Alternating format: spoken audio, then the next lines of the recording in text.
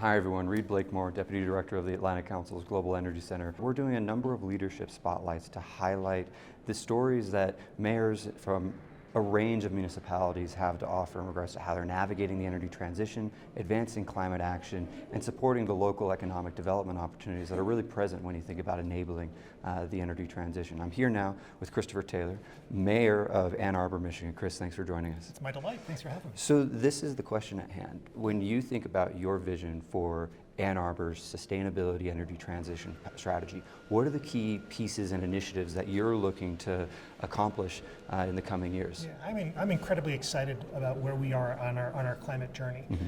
We in 2020 unanimously passed at City Council our A20 plan, which is our community-driven, expert-driven plan to achieve community-wide carbon neutrality by 2030. Great. Just equitable transition to community-wide carbon neutrality by 2030. And of course, there are so many different mechanisms that we need to do to accomplish that.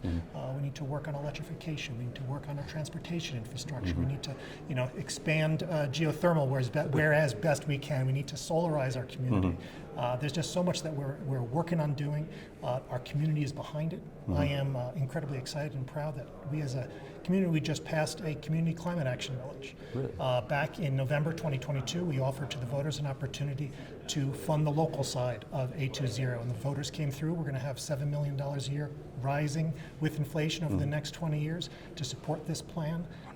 It's not enough. We still need so many partners because we're all in this together. Climate action is intersectional, but it's something that demonstrates the Ann Arbor community's commitment to a just, equitable transition to a carbon neutral future. And anytime you have that amount of local buy-in, it makes things so much easier, I imagine. You mentioned that kind of the path forward for you is going to be building and kind of aggregating these partnerships. Who are the key partners that you're working with, locally at a state level and also at a federal level to bring this incredibly ambitious plan to realization? Well, absolutely. We're working with our new Democratic legislature, if I may say so. That's okay. I'm incredibly excited about the opportunity for climate action at the state level is fresh and exciting. But also too, the Biden-Harris administration has been just incredible up and down the line. Their leadership with ARPA, their leadership with the Inflation Reduction Act. They've helped us, purchase millions of dollars of solar panels for municipal operations.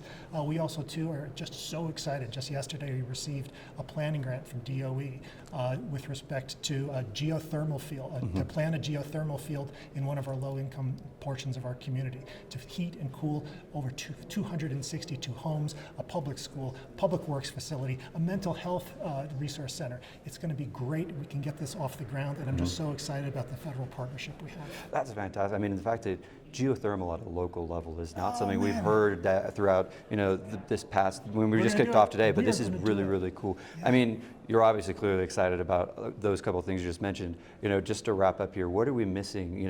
What should we be talking about as far as Ann Arbor's story is concerned that we haven't talked about already in these last couple of minutes? I think that I just want to continue to emphasize that this is a community-driven process. Ann Arbor, the community of Ann Arbor, we're just really in on this. We've passed the community climate action millage 70-30. We're looking to make sure that our homes, existing and new, are electrified. Get down to community-wide carbon neutrality.